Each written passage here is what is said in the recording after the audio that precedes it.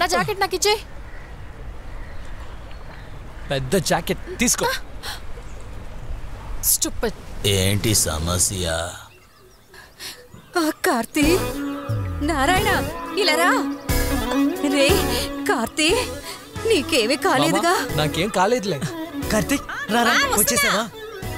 భగవంతుడా, కార్తీ సారీ మా. ఎందుకురా ఇలా చేసావు? ఎంత భయపడిపోయామో తెలుసా మేమంతా.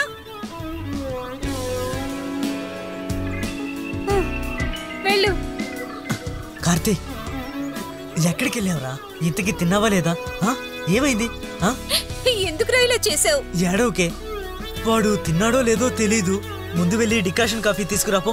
ముందు బండి లోపలికి తీసుకురండి.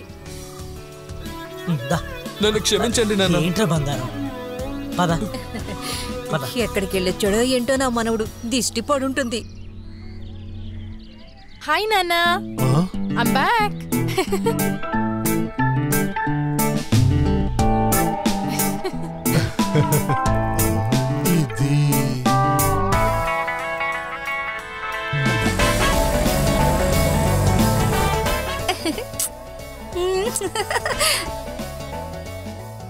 Good morning, father.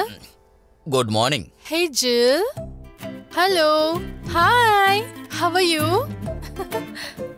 ఏంటమ్మా, నన్ను మిస్ అయ్యావా? నా మీద ఏం కోపం లేదు కదా? ఏంటి అలా చూస్తున్నావు?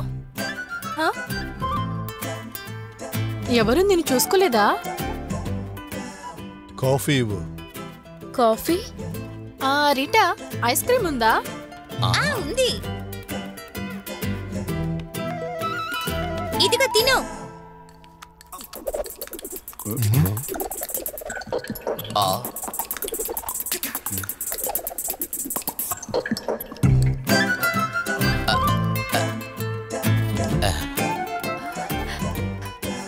కావాలా?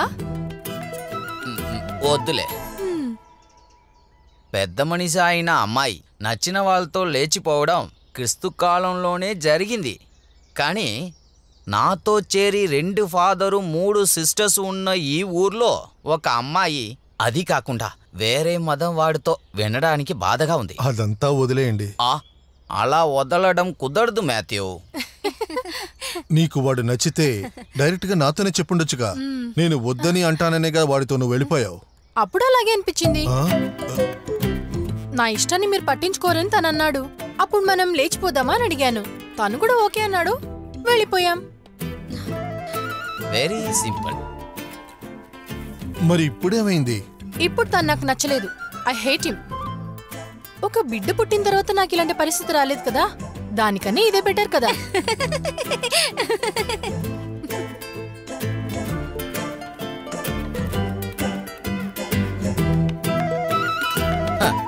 బాగుంది. టెస్ట్ డ్రైవ్ చేసి బండి నచ్చితే కదా మనం సొంతంగా చేసుకోగలం. ఫాదర్, మీరు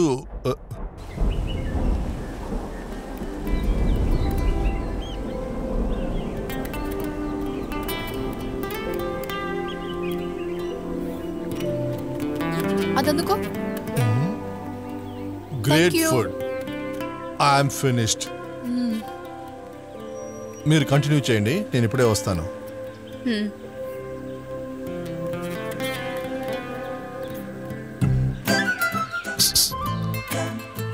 అడగవే. ఒక అబ్బాయితో 3 రోజులుగా ఒంటరిగా గడిపొచ్చిన అమ్మాయివి నువ్వు. ఏదైనా జరుగుంటే? మేం బెడ్ షేర్ చేసామో లేదో తెలియాలి, అంతే కదా. నాన్నను కూడా పిలవండి, ప్రామిస్ చేసి చెప్పేస్తాను. కన్న కూతురు మీద నమ్మకం లేని ఒక అమ్మ, ఇంకెవరిని నమ్ముతారు మీరు? ఏంటి సూసన్, ఇది చిన్న తప్పే కదా, దాన్ని క్లియర్ చేసేసిందిగా. అలా ఉన్నప్పుడు తనేదో తప్పు చేసినట్టుగా ప్రశ్నించడం తప్పే కదా. ఏమైనా నువ్వు తన తల్లివి కదా.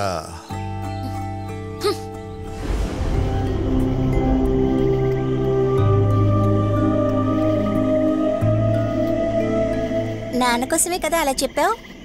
ఏంటి అక్క, మీ మధ్య ఏం జరగలేదా? Hugging, kissing, nothing happen. ఆయన చాలా ఓల్డ్ టైప్. నువ్వు రావడమే మంచిదైంది. ఏ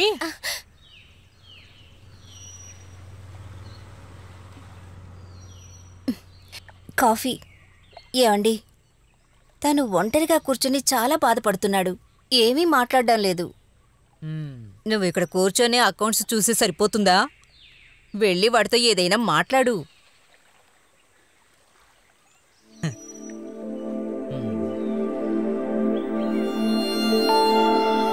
ఏమండి, నేను వెళ్ళి మాట్లాడతాను. వదిలే.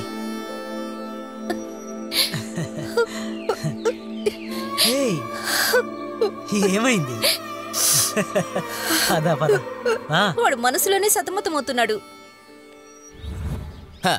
ఎందుకు ఇలా మాట్లాడుతున్నావు మాథ్యూ? ఫాదర్, మీకు నేను చెప్పేది అర్థమైంది అనుకుంటున్నాను. సడన్గా ఏదో ఆవేశంతో పారిపోయారు. రేపు వారి జీవితంలో ఎటువంటి కాంప్లికేషన్ రాకుండా చూసుకోవడం మన బాధ్యత కదా. అందుకోసం మనం వాళ్ళ ఫ్యామిలీతో మాట్లాడి వాళ్ళిద్దరినీ కలుపుదామని అనుకుంటున్నాం. ఆహా, అయితే నేనే వాళ్ళ ఇద్దరికి పెళ్లి చేసి ఇవ్వాలా? అంతే కదా. నాకు అన్నో తమ్ముడో ఎవరూ లేరు కదా. వాళ్ళ మనసులో ఏముందో తెలుసుకోవాలి.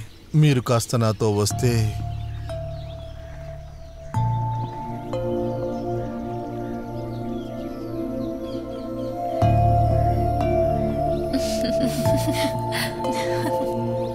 నేను రైట్లో కూర్చుంటాను.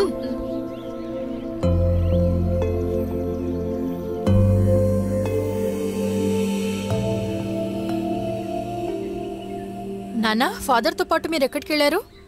నా పెళ్లి ఏర్పాట్ల కోసమేగా? ఫాదర్ నాతో అన్నిటినీ చెప్పేశారు. వాళ్ళ బామ్మ ఇంటి నుంచి తరిమేగానే మీరు వచ్చేశారు కదా. నేను ఎంత చెప్పినా వినకుండా మీ నాన్న అక్కడికి వెళ్ళి మాట్లాడడం అంతా నీకోసమేనే. నేను తిరిగి రావడం మీకు అవమానంగా ఉంటే మీరు స్ట్రైట్గా నాతో చెప్పేయాల్సింది. మీ నాన్న చెప్తే వినేదానివా? నాన్న పరువు మర్యాదల గురించి ఆలోచించకుండా ఆ రోజు వెళ్ళాను. కానీ ఇకపై నాన్న ఎవరి దగ్గర తలదించుకుండకూడదు. ఇకపై కార్తిక్ నీ మనసులో ఉండడనేది నిజమేనా? Yes, I hate him for ever.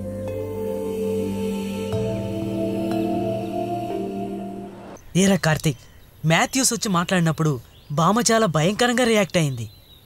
మాథ్యూస్తో వచ్చిన ఫాదర్ జోల్ ఆమెని కంట్రోల్ చేశారు. అందుకని అందరి ముందు మార్కెట్లో అవమానపడ్డారుగా. రేయ్, మాథ్యూస్ ఒక జెంటిల్మెన్ రా. మాథ్యూస్ బామ్మ గొడవ పడ్డం మొదలు పెట్టగానే మేం బోట్ ఎక్కేశాం. రేయ్, ఒకటి చెప్పనా, 15 సంవత్సరాల తర్వాత నాన్న ఒక సిగరెట్ తాగాడు. మీరా? మాథ్యూస్ అరగంట లోపు 4 సిగరెట్లు లాగిచ్చేశాడు. He's very good smoker. ఆ మాథ్యూస్కి ఒక అనుమానం. తనకు మాత్రమే కాదు, నాకు కూడా. ఏంటి నాన్న? నీ మనసులో ఆ అమ్మాయి ఇంకా ఉందా? ఏంటి నాన్న ఇలా అడుగుతున్నారు? నీకు రియాకి మధ్య ఉన్నది ఒక చిన్న ఈగో ప్రాబ్లం.